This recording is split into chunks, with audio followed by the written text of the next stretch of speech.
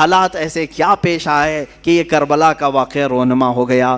حالات ایسے کیسے آ گئے کہ اتنا بڑا سانحہ ہو گیا؟ میں آپ کو بتاؤں کہ حالات حضرت امیر معاویہ کے انتقال کے بعد سے خراب ہو گئے، بہت خراب، حالانکہ اس سے پہلے ہی خراب ہو گئے تھے۔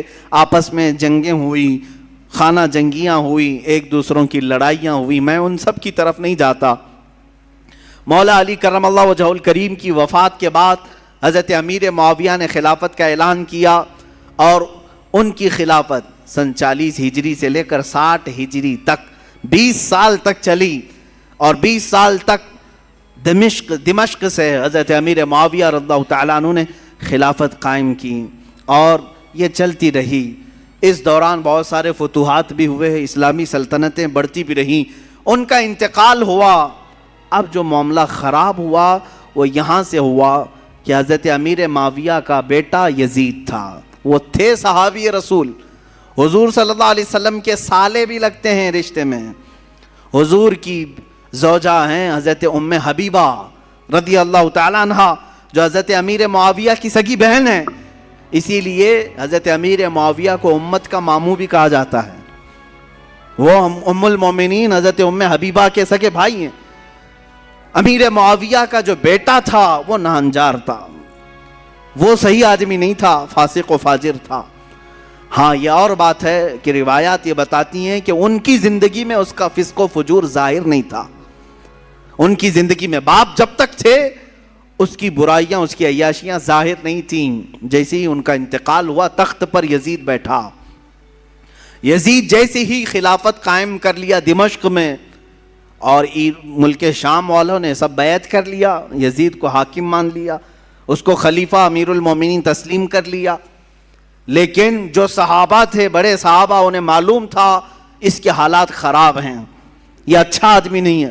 اس کا شراب پینا بھی ثابت تھا، اس کا نماز ترک کرنا بھی ثابت تھا، دن بھر اس کا بندروں سے اور جانوروں سے کھیلنا بھی ثابت تھا۔ یہ سب چیزیں جنہوں نے دیکھا ہے، کیا اسے اپنا حاکم تسلیم کر لیں گے؟ یہ ہمارا زمانہ نہیں ہے جو ہم کسی پاگل کو بھی حاکم تسلیم کر لیتے ہیں۔ ہاں، یہاں کسی ڈمرو بجانے والے کو بھی ہم بٹھا لیتے ہیں، گدھے کو بھی سر پہ بٹھا لیتے ہیں۔ یہ زمانہ نہیں تھا، وہ صحابہ کا زمانہ تھا، وہ تابعین کا زمانہ تھا۔ وہاں نماز ترک کرنے والے کو بھی حاکم نہیں بنایا جاتا۔ تو یہی معاملہ ہو گیا۔ یزید کی خلافت کا اعلان ہونے کے بعد صحابہ میں آپس میں یہ باتیں گردش کرنے لگ گئی کہ آخر اس کو کیسے تسلیم کیا جائے۔ اس وقت جو خلافت کے امیدوار تھے، جو اہل تھے، وہ اور بھی صحابہ تھے، جیسے مکہ مکرمہ میں حضرت عبداللہ بن زبیر رضی اللہ تعالیٰ، یہ حضرت زبیر کے بیٹے، حضرت ابوبکر صدیق کے نواسے، حضرت اسماء کے بیٹے حضرت عبداللہ، یہ مکہ میں تھے، وہ بھی خلافت کے اہل تھے۔ مدینہ طیبہ میں حضرت امام حسین رضی اللہ تعالیٰ عنہ تھے، اور حضرت عبداللہ ابن عمر بھی تھے، حضرت عبداللہ ابن عباس بھی تھے، حضرت عباس حضور کے چچا کے بیٹے۔ یہ بڑے صحابہ موجود تھے اس وقت، لیکن یزید نہ صحابی ہے، نہ حضور کی زندگی میں کبھی رہا ہے۔ حضور کی وفات کے 15 سال بعد تقریباً وہ پیدا ہوا ہے، 25 ہجری میں۔ اس کو جب خلیفہ بنایا گیا تو ظاہر سی بات ہے معاملات خراب ہو گئے۔ اب یزید نے طاقت کے بلبوتے، اپنے سورس کے بلبوتے اپنی خلافت کو قائم کرنا شروع کیا۔ اب اسے خطرہ جو تھا وہی مکہ سے تھا، مدینے سے تھا، اور کوفہ سے تھا۔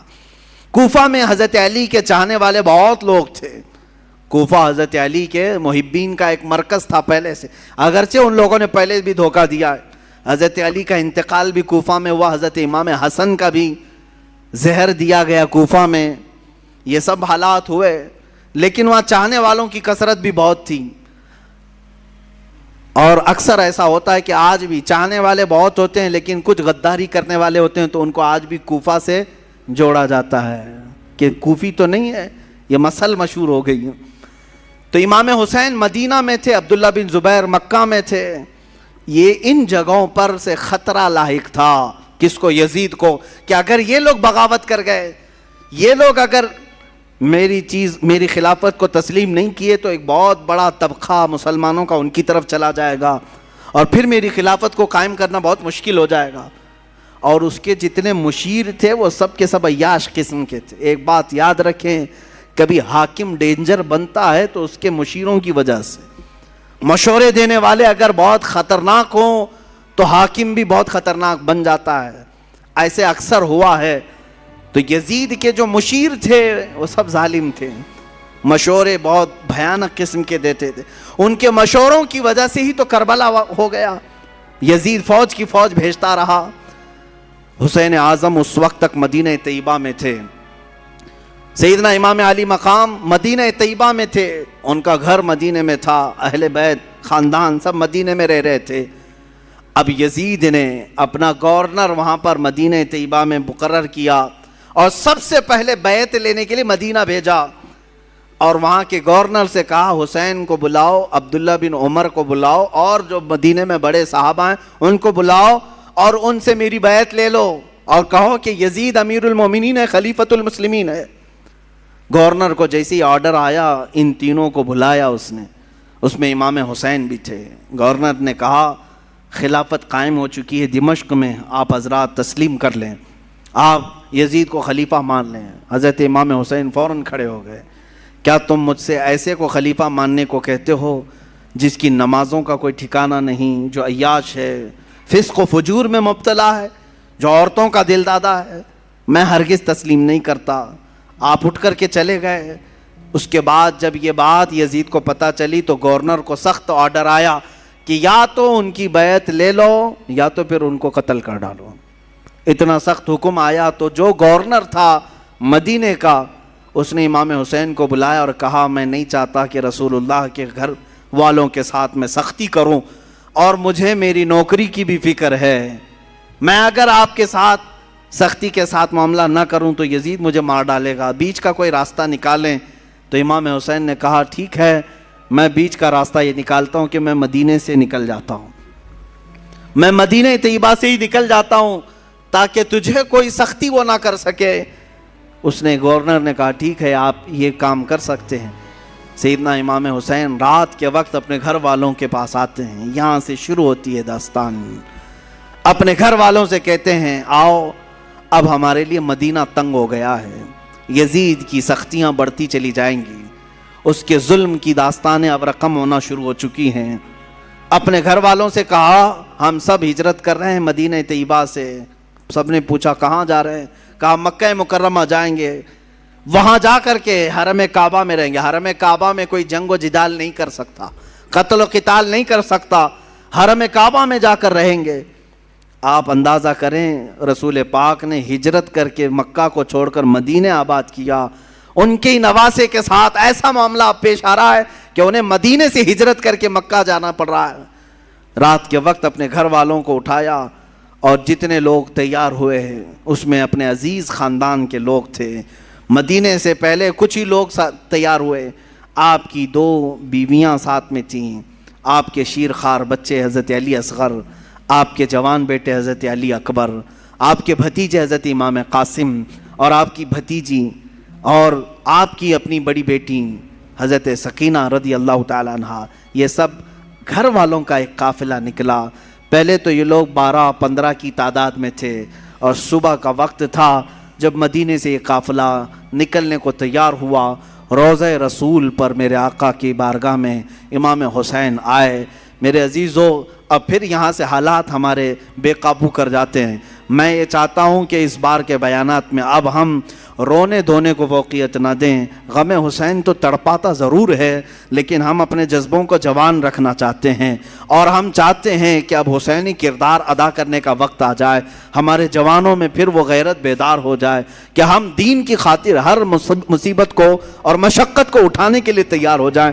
حسین اعظم روضہ رسول پر آئے, میرے آقا صلی اللہ علیہ وسلم کو سلام پیش کیا اور درد بھری آواز سے کہا یا رسول اللہ, یا ابتا, اے میرے باپ. حضور کو اکثر وہ ابا کہہ کر کے ہی پکارتے تھے. میرے آقا کی بارگاہ میں پکار کر کے کہا آپ کے مدینے سے مجھے نکلنا پڑ رہا ہے, میرے لیے مدینہ تنگ کر دیا گیا, میرے چھوٹے بچے لے کر کے میں روانہ ہو رہا ہوں. یہ کیفیت تو میرے آقا ہی جانے. قبر اطہر سے اس حسین کو رخصت ہوتا ہوا دیکھ کر میرے آقا پر کیا گزر رہی ہوگی, جس کے گردن کو میرے آقا نے بوسے لیے, جس کو سونگھا کرتے تھے, جس کو دوش پر بٹھایا کرتے تھے, جس کو سجدوں پر اپنی پشت پر بٹھایا کرتے.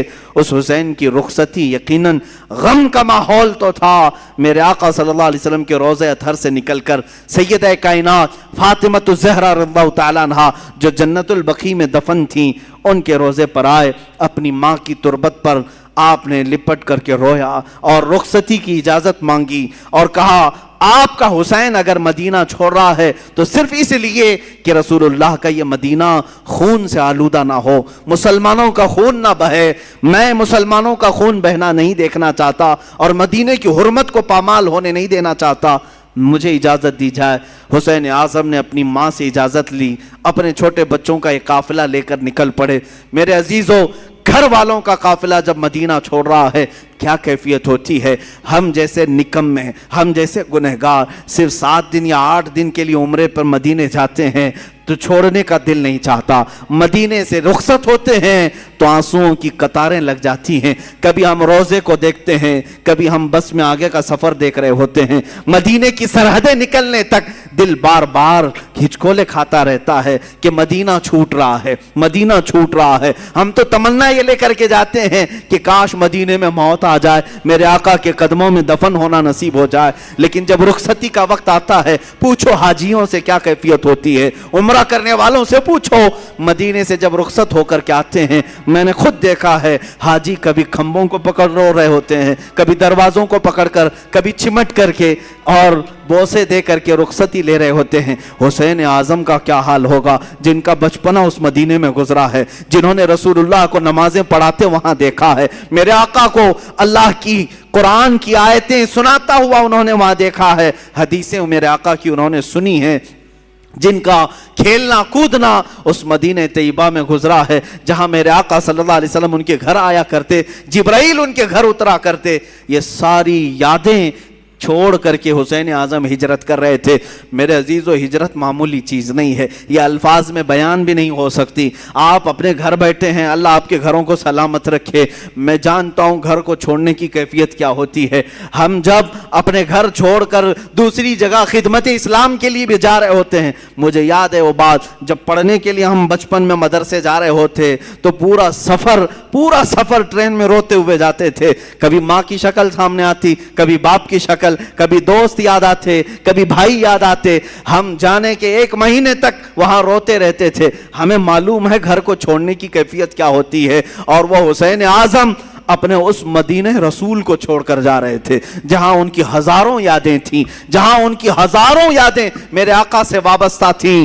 حسین اعظم کی ہجرت پر لاکھوں سلام. انہوں نے اگر ہجرت کیا بھی ہے تو دین مصطفیٰ کے لیے کیا ہے. اے جوانوں, تم سب اس بات کو یاد رکھ لینا, اگر مصطفیٰ کے دین پر کبھی آنچ آئے, اگر وطن چھوڑنا پڑے, ہجرت کرنا پڑے, تو ہجرت کو بھی ہم برداشت کر سکیں, اس لیے کہ صرف اور صرف دین کے لیے جس نے ہجرت کیا. وَمَن يُهَاجِرْ فِي سَبِيلِ اللَّهِ, اللہ قرآن میں فرماتا ہے جو اللہ کی راہ میں ہجرت کیا, اگر بیچ راستے بھی اس کی موت آ جائے, اللہ اس کا اجر تیار کر رکھا ہے. ہجرت کا بڑا اجر و ثواب بھی ہے. میرے عزیزو, دین مصطفیٰ کے لیے یہ اٹھایا حسین اعظم نے سارا کشٹ, ساری مصیبتیں, ساری مشقتیں. یہاں سے نکل کر کے مکہ مکرمہ کا سفر کیا. مکہ مکرمہ جب پہنچے, امام عالی مقام, یہ شعبان کا مہینہ تھا اور شعبان کے بعد ٹھیک رمضان آنے والا تھا. مکہ والوں نے استقبال کیا اور اچھے سے سارے لوگ ملنے جلنے لگے اور کہا اچھا کیا آپ نے یہاں تشریف لائے, امن و امان کے ساتھ رہیں. یہاں تک تو معاملہ سب ٹھیک ہی تھا.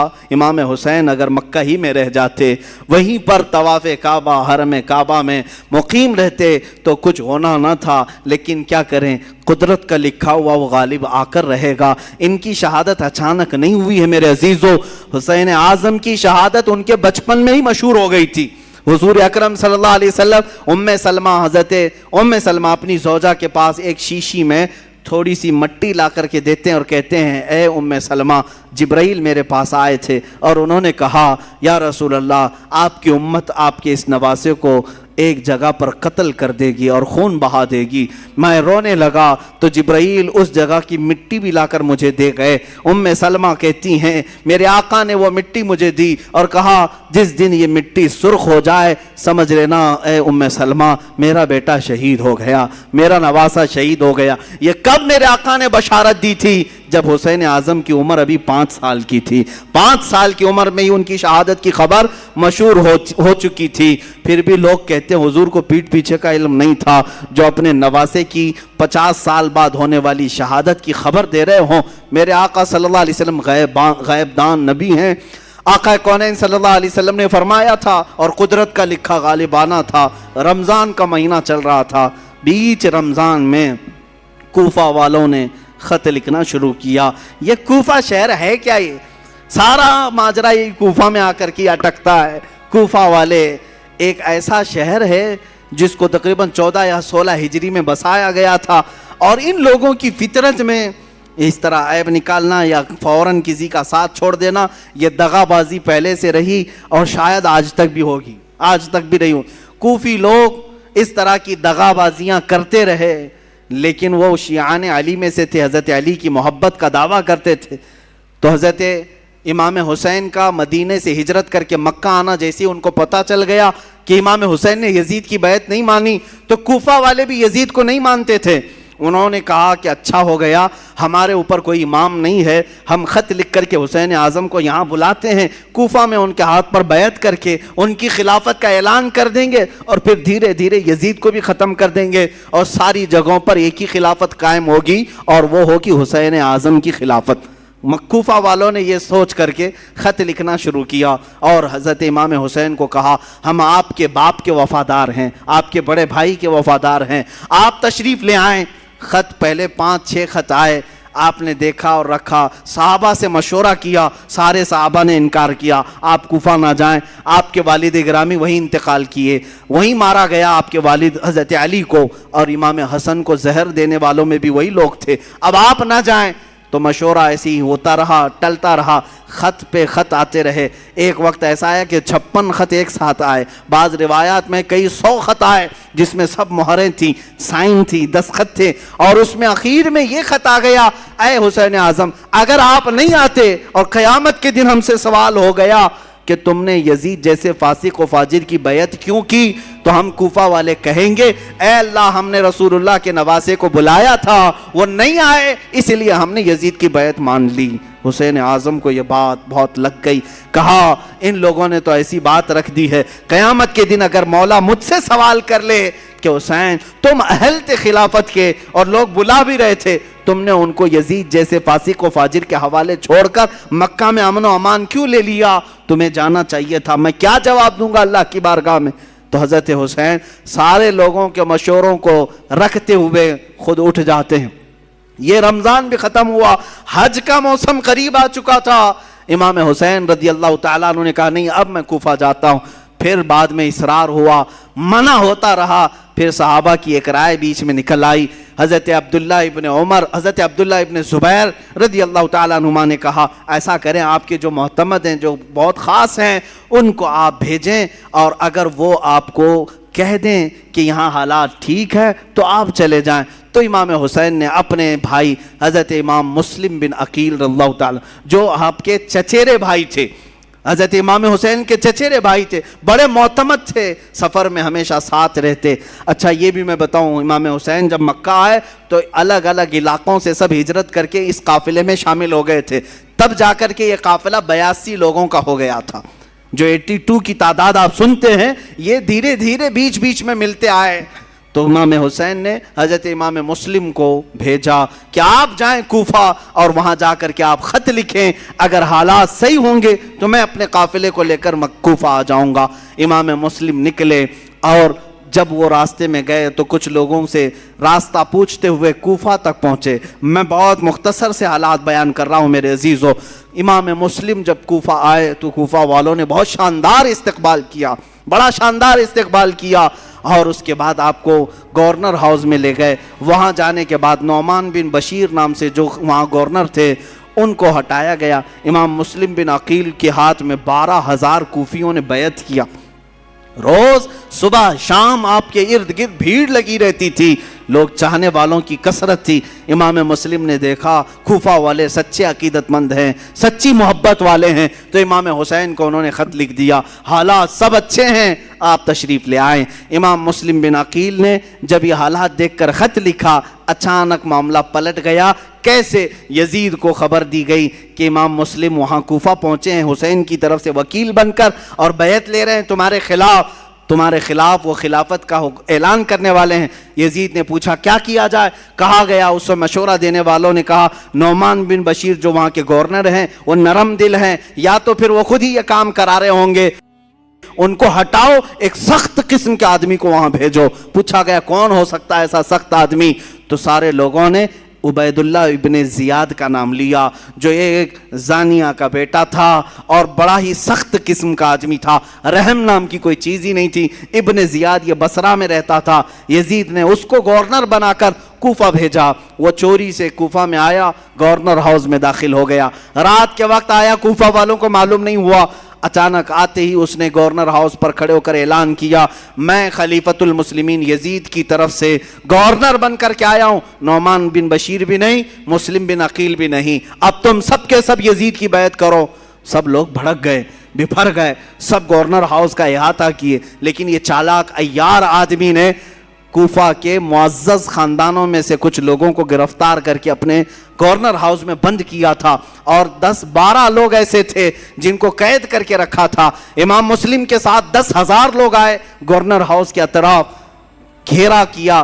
تو مسلم بن عقیل کی اس کیفیت کو دیکھ کر اس ابن زیاد نے یہاں پر جو موجود 12 لوگ تھے ان کو چھتوں پر کھڑا کیا اور کہا تمہارے خاندانوں کو ہٹنے کا حکم دے دو، جو بھی مسلم بن عقیل کے ساتھ ہیں ان سے کہہ دو کہ وہ سب گھر چلے جائیں، ورنہ میں تم سب کا قتل کر دوں گا۔ وہ ڈر گئے، چھت پر کھڑے ہو کر اپنے اپنے خاندانوں سے کہنے لگے تم سب کے سب چھوڑ دو، چلے جاؤ، ابن زیاد سخت آدمی ہے، یزید کی فوج آ سکتی ہے، فلاں فلاں۔ ان کی باتوں میں آ کر کے خاندان بکھرتے چلے گئے، امام مسلم بن عقیل کا ساتھ چھوڑنے لگے۔ اتنا ہونے کے بعد کل کی صبح جو آتی ہے، امام مسلم بن عقیل فجر کی نماز میں حاضر ہوتے ہیں تو دیکھا آپ کے پیچھے آپ کے بچوں کے سوا کوئی نہیں ہے، کوفہ والے کوئی نہیں ہے۔ یہ وقت کا بڑا عالمیہ ہے جب کسی امام وقت کو چھوڑ دیا جاتا ہے۔ عزیزان گرامی، یہ وقت ہمیشہ آتا رہتا ہے اور ہمیں بتاتا رہتا ہے لوگوں کے چھوڑ دینے سے دین رکتا کبھی نہیں ہے۔ اگر کوفہ والے دھوکہ کیے تھے امام مسلم کے ساتھ تو دین ختم کبھی نہیں ہوا، دھوکہ کیا اور لعنت قیامت تک اپنے سروں پر لے لیا، لیکن دین تو پھلتا پھولتا ہی رہا۔ آج بھی میں کہتا ہوں دین کا کام اگر تم کرنے کے لیے کھڑے ہو گئے، اگر کسی نے تمہارا ساتھ چھوڑ دیا تو وہ لعنت کا شکار ہوگا، دین تو کبھی نہیں رکے گا، تمہارے ساتھ دین کا نام قیامت تک رہے گا۔ عزیزان گرامی، میں وقت کی قلت کی وجہ سے اب اپنی گفتگو کو ختم کرتا ہوں، باقی کا واقعہ کل عرض کروں گا۔ امام مسلم بن عقیل رضی اللہ تعالیٰ عنہ کو تنہا پا کر کے ایک ہانی بن عروہ نام سے شخص تھے، وہ بڑے معزز تھے، انہوں نے پناہ دیا اپنے گھر میں۔ ابن زیاد کو خبر لگی تو ہانی بن عروہ 80 سال کے تھے، ان کو بلایا اور گورنر ہاؤس میں اوپر سے انہیں ڈھکیل کر کے قتل کر دیا۔ جنہوں نے امام مسلم بن عقیل کو پناہ دیا تھا ان کا قتل کر دیا۔ پورے کوفہ میں بڑے بڑے لوگوں کا قتل کر کے لاشوں کو لٹکایا۔ یہی تو موب لنچنگ کی ویڈیو جو کی جاتی ہیں آج، ڈرانے کے لیے، بھائے دکھانے کے لیے، کہ مسلم بن عقیل کے ساتھ یہی کیا گیا تھا، بڑے بڑے سرداروں کا قتل کر کے ان کی لاشوں کو لٹکا کر کے لوگوں کو ڈرایا جاتا تھا، دیکھو اگر تم بھی باز نہیں آئے یہی حال تمہارے ساتھ بھی ہوگا، ایسی لٹکائی جائے گی لاشیں۔ عزیزان گرامی، جو حسینی ہوتے ہیں وہ اس طرح کی موب لنچنگ سے کبھی ڈرتے نہیں ہیں، خوف نہیں کھاتے ہیں۔ آج بھی یہی کیا جا رہا ہے، جگہ جگہ پر مسلمانوں کو مار کر کے ان کی ویڈیو وائرل کی جاتی ہے۔ خوف نہ کھانا ہے مسلمانوں، جو مارے جائیں گے وہ شہادت کا مقام پائیں گے انشاءاللہ۔ انشاءاللہ. اور جو ظلمن قتل کیے جائیں گے وہ جامع شہادت نوش کریں گے. اور باقی رہنے والے خوف اپنے دل سے نکالیں. اگر ہمارے 1000 ٹکڑے بھی ہو جائیں تو اسلام کے درخت کو کوئی آنچ نہیں آ سکتی. اس کی حفاظت تو اللہ نے اپنے ذمہ کرم پر لیا. وہ وقت بھی آیا جب امام مسلم بن عقیل کو گرفتار کر کے ابن زیاد نے گورنر ہاؤس میں قتل کر دیا. انا للہ و انا الیہ راجعون. میں واقعے کو بہت مختصر سے عرض کر رہا ہوں. دوسرے دن آپ کی شہادت کے بعد جو کوفہ کے حالات ہوئے وہ بہت خطرناک حالات. سب ابن زیاد کے ہو گئے, سب یزید کے ہو گئے. پھر امام حسین کو خبر دینے والا کوئی نہیں تھا. وہ مظلوم امام, وہ میرے آقا کا سبط, وہ رسول اللہ کے نواسے, ان کو پتہ نہیں چلا. لیکن آپ سفر کے لیے نکل پڑے. پہلا خط پا کر کے ہی وہ کوفہ کے لیے نکل پڑے تھے. اور بیچ راستے میں ہی وہ کربلا کا میدان آتا ہے. اللہ اہل بیت کی ان قربانیوں کو قبول فرمائے. ان کی قربانیوں کے صدقے مولا ہم سب کے جذبوں کو جوان فرمائے. مولا ہمارے اندر سے بزدلیوں کو دور کرے. اللہ تعالی ہمارے بازوؤں میں قوت حیدری عطا فرمائے. حسین اعظم کی شجاعت عطا فرمائے. حسن مجتبیٰ کی اللہ تعالی ہمیں سیادت عطا فرمائے. اے رب ذوالجلال, کربلا سننے والے جتنے ہیں ان سب کو مولا کربلا کے صدقے تمام آفات و بلیات سے محفوظ فرما دے. ہمارے گھروں کو ہر طرح کی آفات و بلیات سے محفوظ فرما. وصلی اللہ تعالی علی خیر خلقہ محمد وآلہ واصحابہ اجمعین. وآخر دعوانا الحمد للہ رب العالمین.